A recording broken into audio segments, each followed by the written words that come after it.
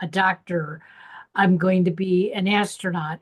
And whatever those thoughts were, he kept in his mind and he kept thinking, this is what it's going to look like. But the funny part is that life sort of plays tricks on us. And I don't think most of us become the person we thought we wanted to be when we were playing house or fireman or whatever those games were when we were little, because I know mine did not stack up in the same way. And I'm not disappointed. In fact, I'm grateful for all the things that I've gone through, because if I hadn't gone through them, I wouldn't be here today. When I read my guest bio, I realized that um, he's probably definitely not the same person he was um, a couple years ago. So, Jeff, welcome to Avoid the Maze and sort of give us a little bit of background. And I know you have some humor, so feel free to throw that in as well. All right. So thank you for having me. And thanks for being bold enough to have this podcast. It gives folks like me a platform to tell our story and kind of share and connect. Um, all right. So the first part of this story I'll tell you because it helps build my ego. And that is a dangerous word I've learned. So June the 5th, 2021, I'm a reformed ultra runner. So I showed up to a race on June 5th, 2021. It was my first overnight race, and I was so excited. It was a 50K, and I showed up to win. That was the only reason I was there, was to win that race. So I tell that piece to let the audience know that I am a fit dude. Like I'm healthy, I'm fit, I'm in good shape. I'm conscious about my exercise. Um, so I ran the race and I came in second, unfortunately. There was a kid there that just totally ran me right off his heels. But I came in second, and then I went on for that week, eating, recovering, stretching, that kind of stuff. And then on June the 12th, 2021, I work out with my older son. He was 16 at the time, and he and I were going to go do a CrossFit workout. So we show up. It's Saturday, June the 12th, and we're doing this partnered workout together. For any of your listeners that have ever done like a partnered CrossFit workout, part of that is that you work really close with your partner. Like they count your reps, you count theirs, so you know exactly what your partner is doing. Another piece of that is once you get a little bit of an edge on your partner, then you can kind of bury them. Like you can really make them work because they get less and less rest. So I was burying my son. And Karen, that's probably the last time I'll be able to say that. Uh, but it felt so good. And then I started getting these palpitations, like I could feel my pulse in my neck, and it was a super rapid heart rate. Um, and so I stopped for a second and it's like, oh, well, this will go away. And it didn't go away. So it's like, okay, well, now I'm feeling a little bit lightheaded. Let me just take a knee. And it didn't go away. So I was like, all right, I'm just going to go down to two knees. I'm going to sit on my heels. If I rest for just a second, it'll go away. So I sat there and I rested and it didn't go away. And there was a guy in the rig beside me. He was lifting and he leaned over and he put his hand on my shoulder and said, hey, are you okay? And the second that he touched my shoulder, I was like, oh my gosh, get your hand off of me. Like I'm vulnerable. I'm scared. I don't know what's happening. And you're making me uncomfortable. And in an instant, I was like, oh my gosh, do not take your hand off of me. I don't know what's happening. And I remember that. And I was like, I've got to lay down. So it was a big medicine ball. I was doing wall balls. So it was a medicine ball in my lap. So I laid it out in front of me and I laid over on top of it. And I just kind of rolled over and my face hit the floor. And the last thing that I saw was my son's white Metcons, his shoes. I could see his shoes walking towards me. And I was like, oh my gosh, I have to get up. Yeah. And it is not like the movies. On the movies, like you see the guy crawling to the gun Yeah. because they're about to get him and he's covered in blood. And I knew I had to move, but I couldn't. Like my brain sent the signal, but there was no hydraulic fluid in my body. I couldn't move anything. And then I was out. and I woke up with this horrible taste in my mouth. I was soaking wet. I was freezing cold. Now this is June in South Carolina in a metal building with no air conditioning. So I was freezing cold, and I looked at the coach who was there. Everybody was around. It was super quiet. You know, in a gym like that, it's really loud. Music is loud. There's all kinds of stuff going on. It was super quiet, and I woke up screaming. Like that was what woke me up. And so I look at the coach, and I had this horrible taste in my mouth. Like I don't drink, but it's like a hangover, like that horrible breath and taste and everything from just, I don't know, being dehydrated, I guess. So I had this taste. I was like, oh my gosh, I guess I got drunk last night and came in here and worked out and I passed out. I am so sorry. He said, no, I don't think that was it. So then they were getting the stretcher ready for me. Then I became coherent. I was like, oh, something happened. Like, I guess we're not going to finish this workout, are we?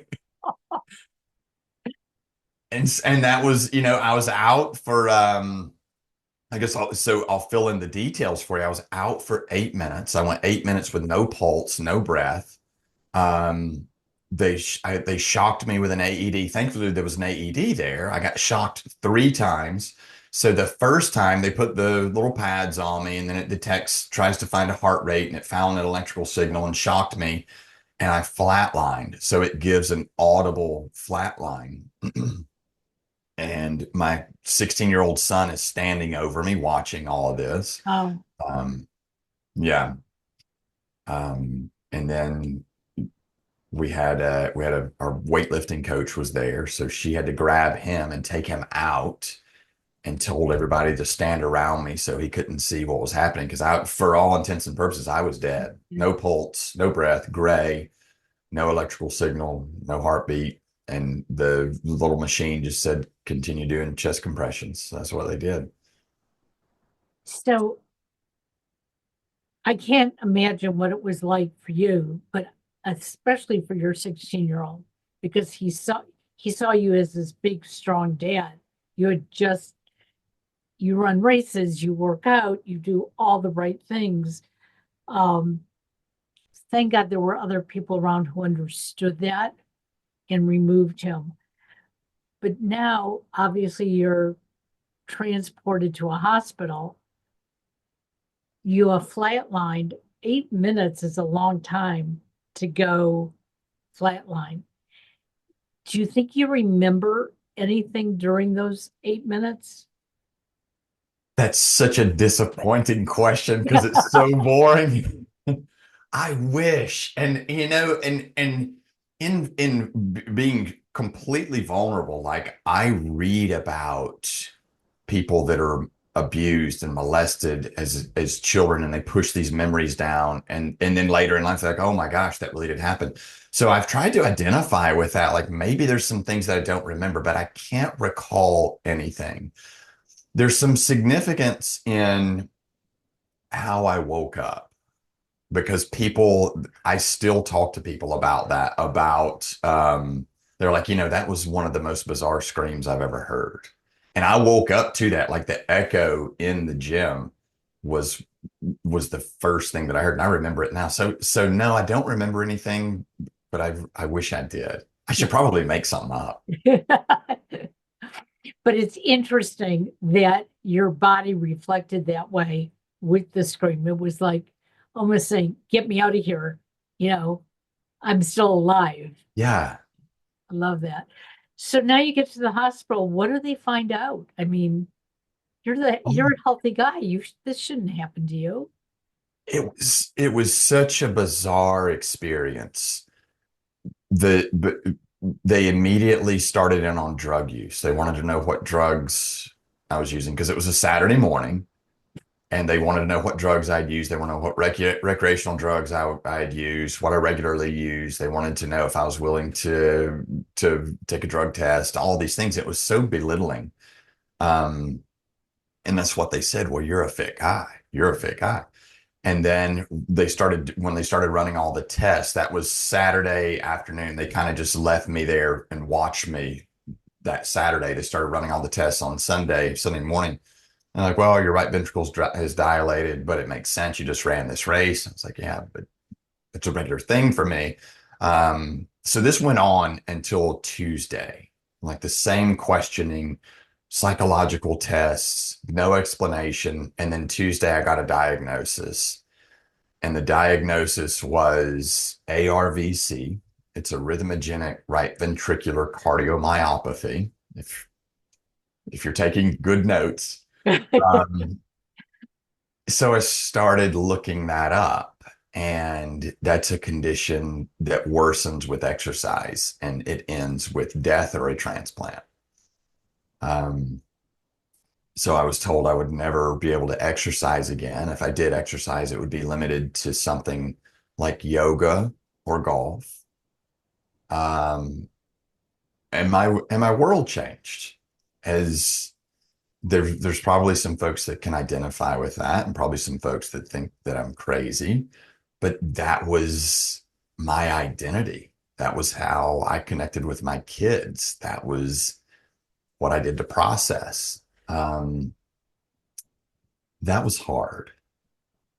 Well, anytime our life changes, and our life does change regularly, sometimes we don't realize it right away. We wake up one day and we say, wait a second, I used to always do this and I can't do it anymore. Why not? And there's always going to be somebody on the outside that says, oh, come on, you can do it. Go back to it. And, it's like, but I can't. Um, in your case, you basically were told, hey, you have a choice. You go back to what you were doing. And the next time when you fall over, that may be your last breath. So I know that's difficult, but did you possibly see that, hey, this gives me a chance to be different, to do something that I normally wouldn't have done, whether it be playing golf or uh, playing chess, whatever that choice would be? Yeah. So I love the question. I love the way that you look at that, your perspective. Um, Directly after, so I got a defibrillator implanted. They were like, you don't have a choice. You need this safety net, lifeline, whatever you want to call it. And so that was a surgery, and I couldn't do anything for 30 days. Had to wait, let that heal. Um, in that 30 days, when I tell my story, just like you said, oh my gosh, that's so great that people were there that knew what to do. They had the defibrillator there. You must be so grateful. I could not find gratitude. I and I'm not proud to tell you that. I mean, it was hard. I couldn't find gratitude. I was so bitter and so angry. And I was just like you said, I did everything right, and this still happened. So that took me to a really dark place. I was like, oh my gosh, I was just given a second chance at life, and I can't even be thankful for it. I must be the biggest piece of crap human being in the world. So when 30 days was up, I did what any smart male athlete would do. I went back to the gym. Yeah. And a little bit at my urging, or I'm sorry, a little bit at the urging of my son. He wanted to see me. He wanted to see me back physical. He wanted to see me do something. So I went back to the gym with him. And the very first time I went back, it happened again. So it was about 36 seconds. This thing that's in this defibrillator monitors my heart. So it was about 36 seconds. I went into ventricular fibrillation, and my body pulled out on its own. But Karen, the taste, I had the taste. So the taste is when your heart stops pumping blood up to your head, the blood drains out of your head, and you Ah, can taste it when it comes back. So that is the taste of death. Now I know what death tastes like. Oh, So then it became real. Like death is not a real thing. Like now it is real to me. Um, there's no more negotiating. There's no more, it doesn't call ahead. It doesn't wait for an invite.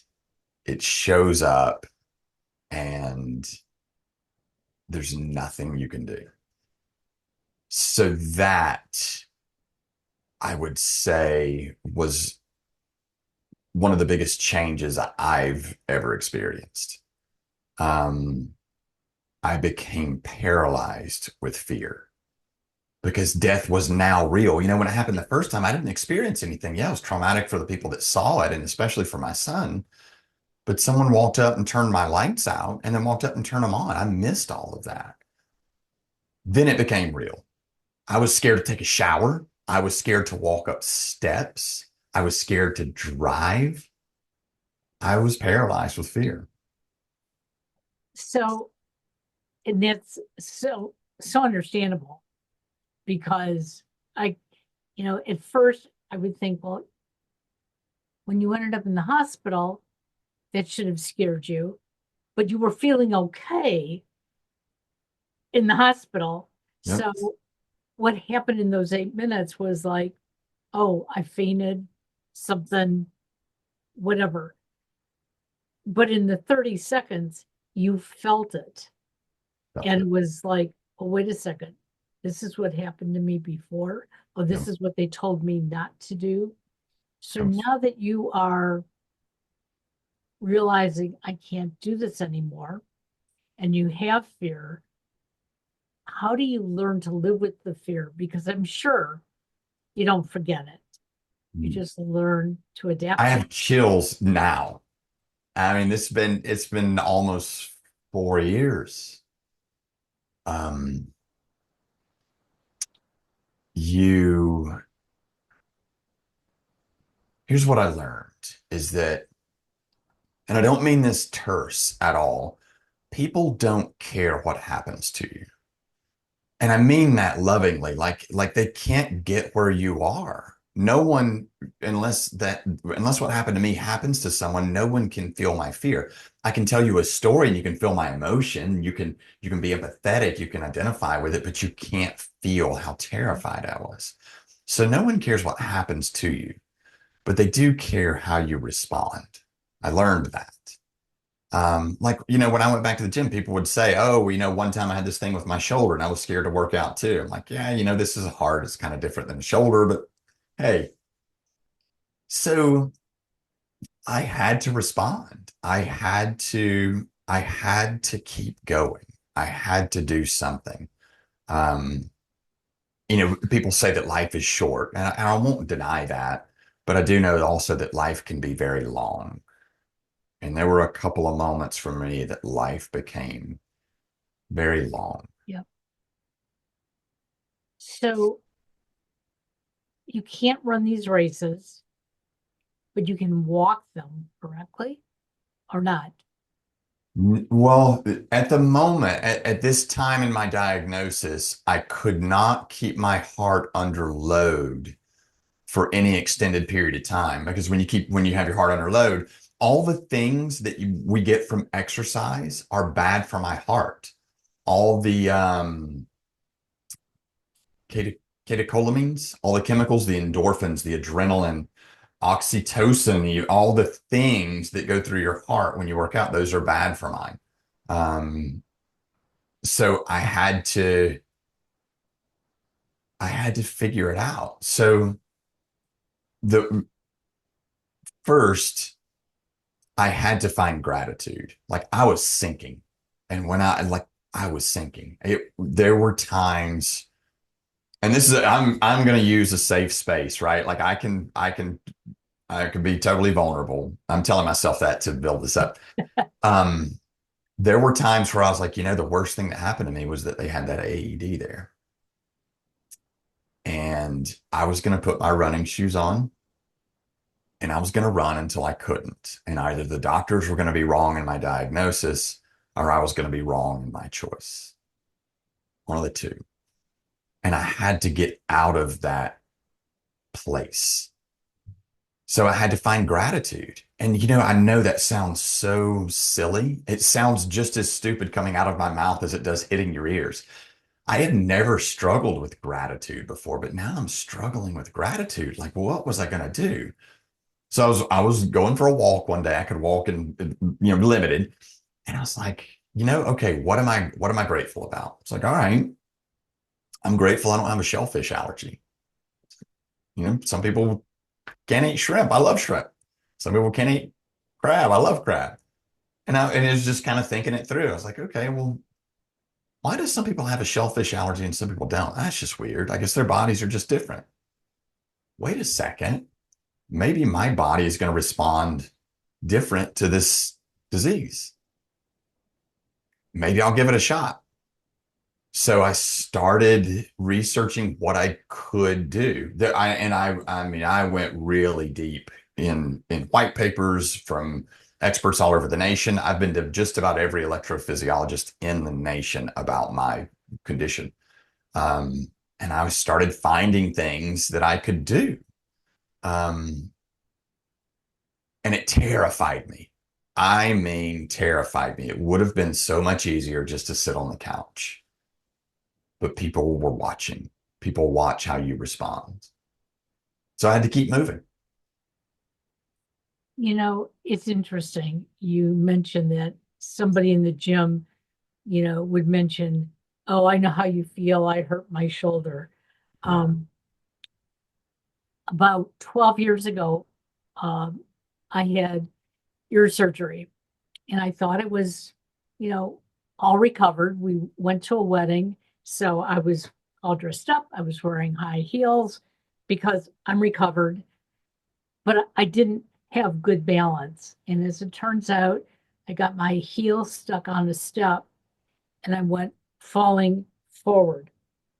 Now, two women grabbed me, one on each shoulder, and I still fell, but I didn't hit my head. If I had hit my head, I'd be gone. I wouldn't be sitting here. My husband would still be trying to figure out, which Stofers he should make himself for breakfast, lunch, and dinner. Um, I ended up breaking my left arm. Never had a broken bone. It was like, oh my God, what now? Um, Make a long story short, it never really recovered properly. I had a bad doctor, I had bad therapy, etc. And I was angry because I don't have the full range of motion. And if I go a little bit too far, it hurts.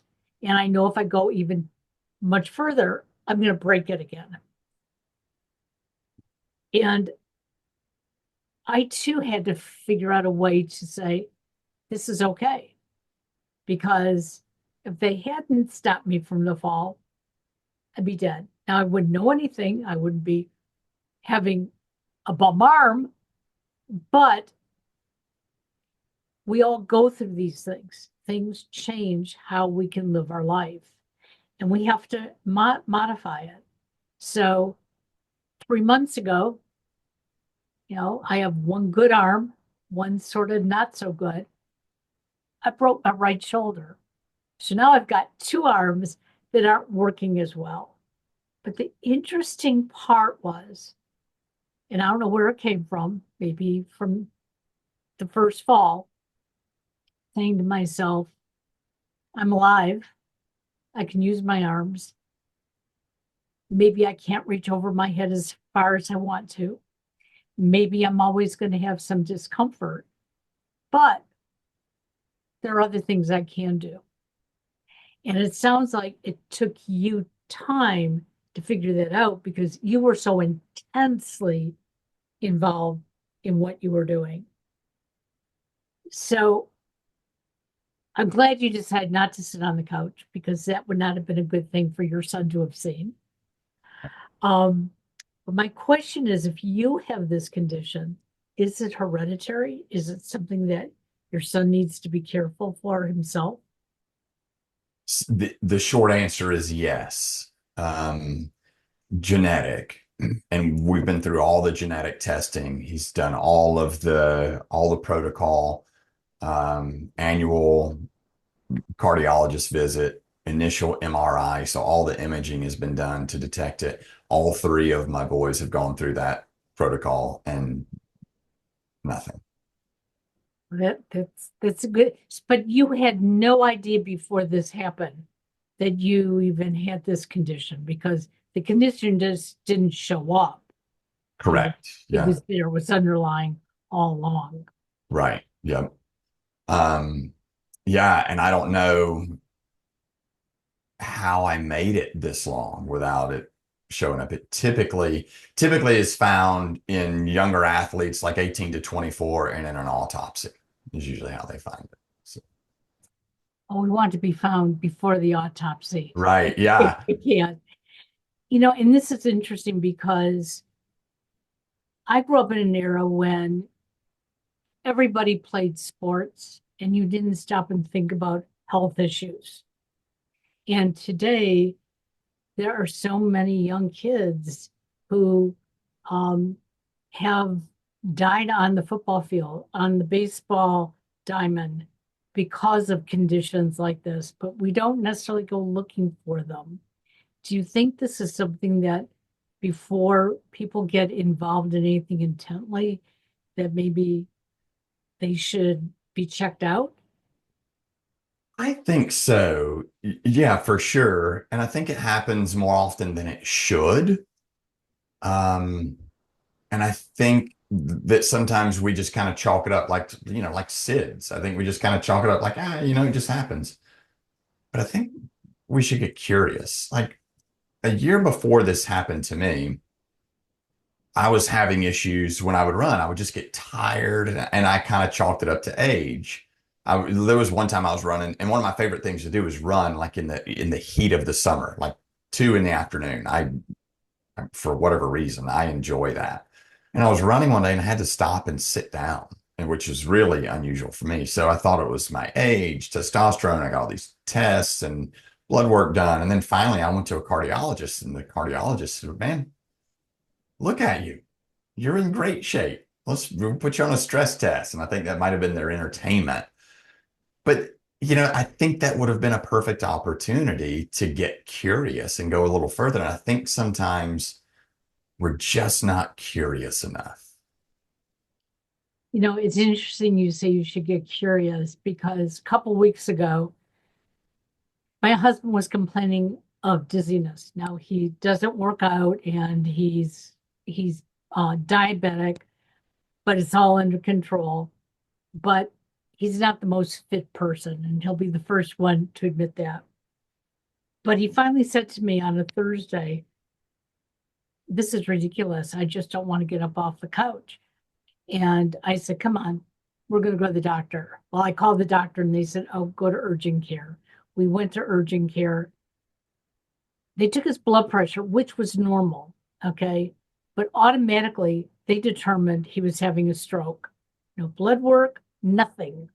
Scared us because Yeah. he's talking, he's walking, he's got coloring in his face.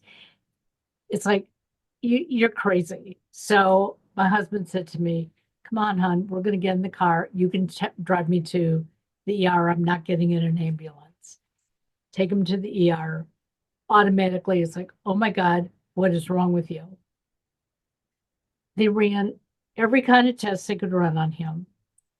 They went in all different directions. So first they thought it was stroke, then they said it was heart, then they said it was neurological. And by the end of 48 hours, I mean, I was like screaming at them, "What are you looking for?" And they said, "Well, it's most likely an inner ear infection, but we can't see it. We need a specialist to see it." Part of me was angry, Yeah. but the other part of me was not, because we found out his heart was just fine. He had MRIs on his brain and there was no bleeds and no stroke. So we got to rule out all the terrible things. And when I complained to the doctor, why did you do this? They said, because he came in with a diagnosis that did Uh, not fit anything. So curiosity is important. Sometimes we think the doctors are going too far, yeah, but I think too often they don't go far enough. yeah, And, in your case, you went to the cardiologist because you said, hey, I'm getting tired. This is not like me. What's wrong? Oh, you're fit. Just go keep doing what you're doing. And there was something missing there. yeah. So what do you do now? You're not because you're not running marathons, you know, what do you do to stay fit? Um, so I eased back into it. I when I went through that whole process of finding gratitude, I was like, okay, well, what can I do? I can do strength training. I can do resistance training. So, maybe I'll try that. I'm a runner, so I have a runner. I'm not a big guy. So I found a coach. I said, hey, this is what I've researched. This is what I think I can do. Will you help me? Will you help me write workouts? Will you look at my diagnosis? He said, yeah, so I did what any smart male athlete would do, Karen. I went back to the gym. Um, so he had written a workout for me, and I established what the setting had to be. I was like, no music, no people, nothing stimulating. We're gonna do the workout, and that's all I'll do, and that's it. So he agreed. I show up to the gym. And it's like 12:30 one day, and a class had just let out. This was the same gym that all this happened at. Um, so I show up, and he's like, "All right, hop on the erg bike, warm up for 2 minutes, and then we'll get started." So I get on this bike and I start pedaling the bike. And I feel it. I'm like, oh my gosh, it's going to happen again. Here it comes. I felt like Fred Sanford on Sanford and Son. Yeah. I'm coming to be with you, Elizabeth, or whatever her name was. So I was like, oh my gosh, I feel it. I know it's going to happen. I know it's going to happen. It didn't. So I got off the bike and we started the workout, and we started out with just kettlebell deadlifts, which is just a very simple up and down movement. And I started it and I worked out for about 10 seconds, and I dropped them, and I said, I can't. I quit. And I'm crying, I'm like, I mean, bawling, crying. I just lost it. And in that moment, I became a quitter. I quit. I really quit. I had given up. And for anyone that ever has felt that, I'm sorry that you felt it. And for anyone that has not, I hope you never do. It's a horrible place. So he said, okay, you can quit, but just give me 30 seconds of work and we'll be done. I said, no, you don't understand. Like I don't have 30 seconds. I quit. I am done. I'm not doing this. So we argued back and forth. There was a bunch of cussing, and mostly from me. And finally, I was like, all right, I'll do it. I'll give you 30 seconds. And in the back of my mind, I was hoping that it would happen again, just to prove to him. So I did 30 seconds of work, same dumbbell deadlifts. I did 30 seconds and I stopped. He said, man, that's a win. That's awesome. You did it. We can be done. I stood there for a second. I'm wiping snot off of my face, wiping my tears off. And I was like, I think I can do another 30 seconds. He said, go ahead, do another 30, then we'll be done. So I did 30 more seconds and dropped the kettlebells. He said, man, that's amazing. You did more than I asked you to, and that's a win. So we can be done. I said, you know what? Let me go 30 more seconds. So I did. And when I was done with that, he said, okay, here's what we're going to do.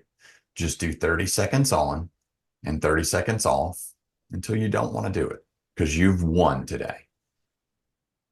And so I did 30 seconds, took a break for 30 seconds, did 30 more, and I did the entire workout. That's when I got my life back. That's when I went from a quitter to choosing to live in that 45 minutes. And Well, that was pretty amazing. you had a great trainer. Oh yeah. The trainer understood where you were coming from, that the words were not real.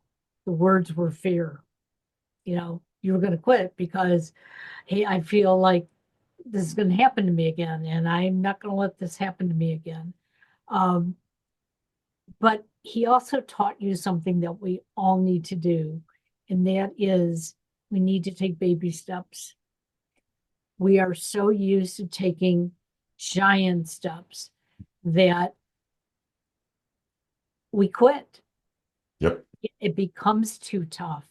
Yep. Um, I had a doctor who told me about 4 years ago, I know you're not an active person. You like to walk, but you only like to walk at certain times of the year and on certain days, depending on the weather. You need to find something that you can do every day, and you can do it in 5 minute increments, or you can do it for 30 minutes. He said, but you need to do this. And we have a stationary bike, and it's recumbent. So it's not uncomfortable to even sit on. Yeah. And I said, well, we have a recumbent bike. He said, perfect. Now, when I see you in a month, you need to ride that 30 minutes a day, but you can do it in 1 minute intervals, 5 minute intervals.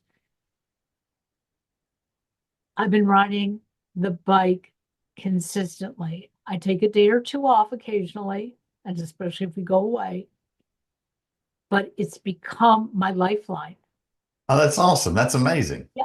And it's because one of the things he said to me was, if you don't do this, you are going to have heart problems like your father. Your cholesterol is going to go up no matter what medication I give you. You need to get your body stimulated. Yeah. And, there are some days I ride the bike for an hour. I find a way to do it so that it fits. And that's exactly what your coach did. Do it till you can't do it anymore. Yeah. And those breaks, I'm sure, in between gave you enough breath, let your body calm down so you could do it over and over again. Yeah. So, how are you doing with those kettles today? So here's an interesting thing. I want to be very clear to your audience. I wouldn't encourage anyone to be reckless with their health. Listen to your body, check with your doctors. But I kept going. And for my 50th birthday, I did a CrossFit competition with the same son that watched me get shocked on that gym floor. Wow. And my goal of the competition was don't finish last and don't die. And I accomplished both of those. We didn't finish last and I didn't die. Would you do it again? Um,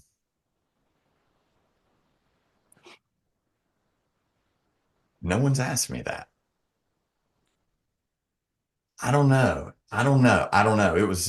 I was terrified. With the first workout, Karen, the very first workout. Now think about it. I'm in this gym with spectators.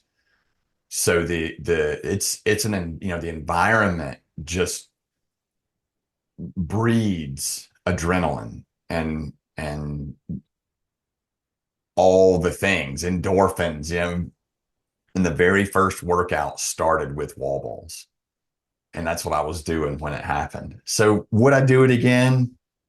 Um,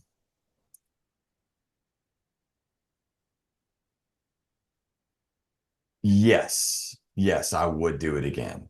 I wouldn't make an effort. Like I'm not going to seek it out. But yeah, if my son came to me and asked me again, yeah, I would do it. Or if somebody wanted to do it and it was important to them, yeah, I would do it again. So, today you still work out, but you work out according to what your body can handle, correct? That's right. Yep. I say I'm super in tune, but maybe that's just me telling myself that to feel better.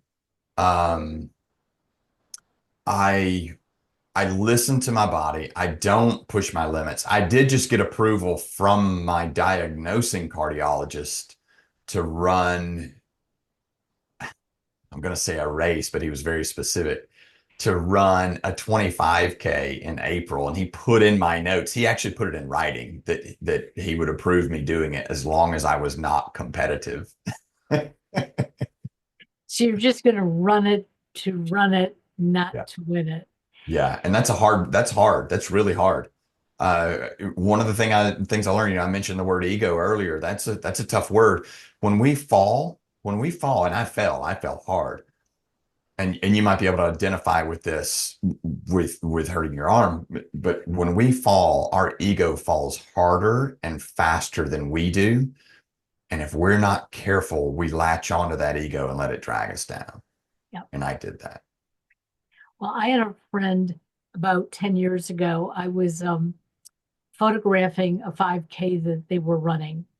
And she said to me, you could participate. I said, I'm not a runner. She said, you can walk it. And I said, but I'd be the last one across the finish line. She said, but would you finish? I said, I don't know. And she goes, put your camera down. I'll watch it. Go walk it. And my thought was, I'm never going to make it. I mean, what is that? 2.5 miles, something like that. And I'm going to go walk it. 3.2. Oh, it's 3.0, even more. And everybody else had already started way before me. Yeah. So definitely I was going to be the last one. And I thought, okay, I'm not going to disappoint her. And I thought, I'll wander through this. So I started just sauntering. And then I started moving faster, and then I started jogging. And then I started walking. I was not the last one across, which was amazing to me. But I realized that it wasn't about winning in the front of the pack. It's about winning for me. What could I do? And so then Yeah. I started walking around my condo subdivision and saying, I'm going to give myself 45 minutes to walk. We're going to see how far I can walk in 45 minutes. And sometimes it was a slow walk, sometimes it was a fast walk. And I would come home and I would post it on Facebook every time, Oh, walked 3 miles. I walked 1.5 miles. But I never put myself down if I didn't walk as far. And it sounds like that was something you had to learn. I That had to, yeah, yeah, that was big for me. Um, when I first ran again, I set a goal to run for 30 minutes at a talking pace, at a conversation pace, so yeah, I could still have a conversation. And I made fun of myself. I was like, this is pathetic. So I did what you did. I pulled my phone out and I recorded myself running. I was like, I'm running at a talking pace. This is like a 10 and a half minute mile. This is ridiculous. So what I'm going to do now is lock my ego down in the basement. So if you hear that banging and screaming, that's my ego. I'm not going to let him out. life is more important. Life Yeah. is much more important. And I'm sure your boys are glad that you're around to tell your story. Um, so, what do you have planned for as things move forward in taking care of yourself? To continue to do the same, I have a visit with a cardiologist every 6 months, but I also have a path that if I need something sooner, I've got it. I'm going to continue to be smart, but I'm going to continue to move my body. I like to work out. I like exercise. I started doing some weightlifting competitions, which scratches that competitive itch that I have. Um, and probably once a week or so, I do a pretty heavy, in high intensity workout, but I keep it at a minimum. It still, it scares, I mean, it scares me. And that's a hard thing to admit that fear does hold me back. But another thing to admit too that I'm cognizant of is I don't want fear to force me to do something foolish. Because sometimes we look at that fear and we're like, okay, well, I'll beat you under any circumstance, and then we do things that are foolish.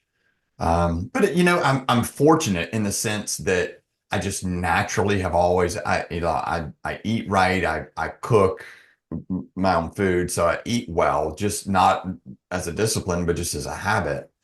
Um, so all of those things, and then just really pay attention. Think humans and men specifically are really bad about ignoring symptoms and thinking they'll go away. I don't know if it's laziness or complacency or a combination or fear, but I pay attention. Well, that's extremely important. I also have to add that my son last week sent me an app and he said, Mom, I know you take care of yourself. We have to take care of Dad a little bit better. I want you to use this app. And when you go to the grocery store, before you buy something, I want you to scan it because some foods are really not good for you. They may say they are. And it's strange in the last week how much I changed in what I'm buying and what I'm using, and how much healthier the two of us feel in 1 week. And I know part of it is psychological because we know we're eating better, but sometimes you got to you know, take the lead and listen to other people. And it's not difficult to take care of ourselves because I find I actually spent less money at the grocery store by using the app than I Yeah, normally would. And I'm cooking differently as well because I'm thinking about it ahead of time. yeah, So between eating well and also learning how to cook for yourself. My poor husband, like I said, if I weren't around, he'd be chauffeurs all the time and yeah. probably wouldn't last more than a couple months without me. Um, Jeff, your story is incredible. I want to thank you for sharing it. Do you have a book out or a website that people can follow you? No book yet. That's, I think, just like everyone else, that's in progress. Um, People can follow me on my Instagram account, all can, no can't. JD Luther 2.0, and then my website's jeffluther.com. Oh, we'll have all that in the show notes. And I wish you the best of health. And tell your son not to push you in the wrong direction. Yeah, I think it was psychological for him. He just had to see it. Right. I'm sure. Well, you have a great day. Thank you again. Bye bye now. Thanks, Karen.